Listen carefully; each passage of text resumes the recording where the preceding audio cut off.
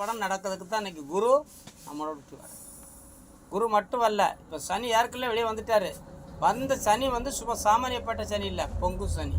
பொங்கு சனிங்கிறது பார்த்தீங்கன்னா பாதச்சனி, சென்மச்சனி, வரச்சனி, போக்கு சனி ஒரு கணக்கு உண்டு. அந்த கணக்கில் வர்றது இது ஒரு பொங்கு சனியோட கணக்கு வருது.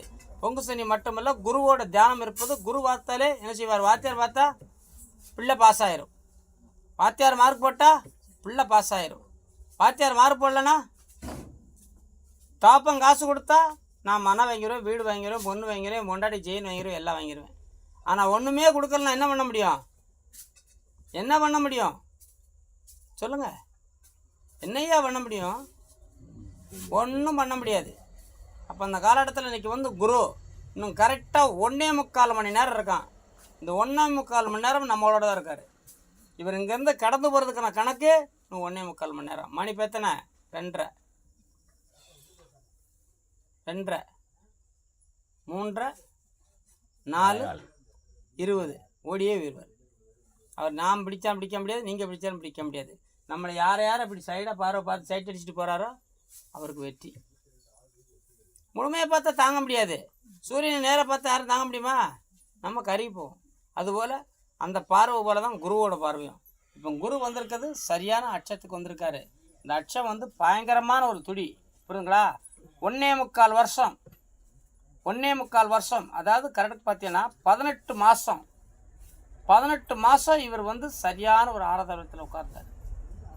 இந்த 18 மாதமும் சரியான சம்பாதிக்கிறவன், சரியான வாழ்க்கையில் முன்னேறதவா, ஆணாக இருந்தாலும் பெண்ணாக இருந்தாலும் சரி முன்னேறிக்கலாம்.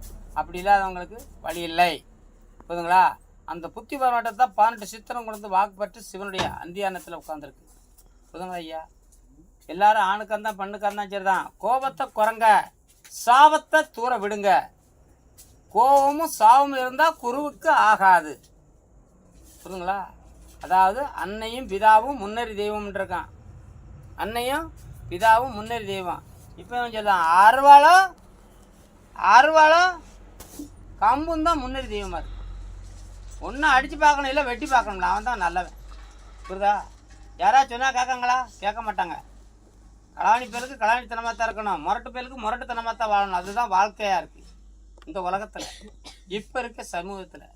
ஆனால் இறைவன் என்ன சொல்லலை, உங்களை நோக்கி நீ பார்க்காத, ஒன்றை நீ நினச்சிப்போ, நான் நடத்தி தாரேன். என்ன சொல்கிறான்? உனக்குள் நான் இருக்கேன், எனக்குள் நீ இருக்க. நீ எனக்குள் இருக்கிறது உண்மைன்னா உனக்குள் நான் கண்டிப்பாக இருப்பேன், போகவே மாட்டேன். அதான் குரு கொடுக்குறாரு, புரியுதா? ஜனனத்தில் வந்து என்ன ஒரு இருந்தால் தான் இந்த பிரம்மமூர்த்தம் என்பது ஒரு பெரிய வாக்கு. இந்த பிரம்மமூர்த்தம் எல்லாத்துக்கும் எல்லாம் கிடைக்குமா? எல்லாத்துக்கும் எல்லாம் கிடைக்குமா? வாழ்க்கையில் நினச்சி போகிறதெல்லாம் கிடைச்சிட்டா இன்றைக்கி வாழ்க்கை யாரை கூப்பிடுவோம்? இன்றைக்கி புஷ்பாஞ்சலி இருக்குது, எல்லோரும் வாங்கன்னு சொல்லி நான் சொன்னது 140 ஆள்கிட்ட. இங்கே வந்திருக்கிறது எத்தனை ஆள்? மொத்தமே 40 ஆள், புரியுதுங்களா? அப்போ இந்த 100 பேருக்கு அது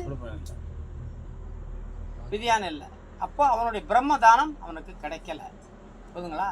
ஆணாக இருந்தாலும் பெண்ணாக இருந்தாலும் அண்ணனாக இருந்தாலும் தம்பியாக இருந்தாலும் சொக்காராக இருந்தாலும் சோக்காராக இருந்தாலும் மாமனாக இருந்தாலும் மச்சானாக இருந்தாலும் மரியாதை கொடுத்து மரியாதை பேசுங்க. யாரையுமே அவன் ஏற்றத்தாழ்வு நினச்சி யாரையும், புரியுதா, அவதோண்டமாக வார்த்தைகளை விடாதீங்க. விட்டிங்கன்னா மாட்டிக்கிடுவீங்க.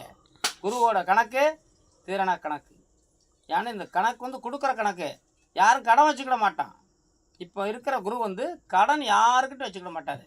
இன்றைக்கி வாங்கினீங்களா, அன்று சாயங்காலம் காலையில் வாங்கினா சாயந்தரம் வாங்கினா காலையில், அந்த மாதிரி கொடுக்குற கணக்கு வந்தாச்சு.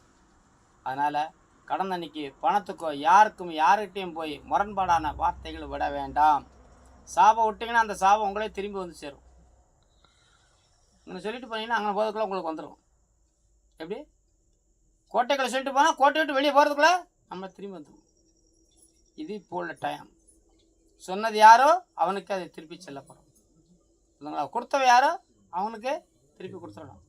கடன் இருக்கக்கூடாது. இந்த காலத்தில் இன்னொரு 18 மாதத்துக்கு கடன் யாருக்கு இருக்கோ அத்தனை பேருக்கு கடன் நிறைவேறும். அத்தனை பேருக்குமே கோடிக்கணக்கில் கடன் தான் எல்லாம் அடப்படும். ஆனால் எப்படி வரும்னு தெரியாது. என்ன அளவில் அறிவு கொடுக்குறான், என்ன ஞானத்தை கொடுக்குறான், என்ன புத்தியில் கொடுக்குறான், எந்த கணக்கில் வேலை செய்ய சொல்கிறான், எப்படி வருமானம் கொடுக்குறான்னு தெரியாது. கிறுக்கு பிடிச்சி அலைவான். பார்த்தீங்கன்னா ராசா மாதிரி உட்காந்து பேசிக்கிட்டு இருப்பான். கிறுக்கன் ராஜா மாதிரி உட்காந்து பேசிக்கிட்டு இருப்பான். இதுதான்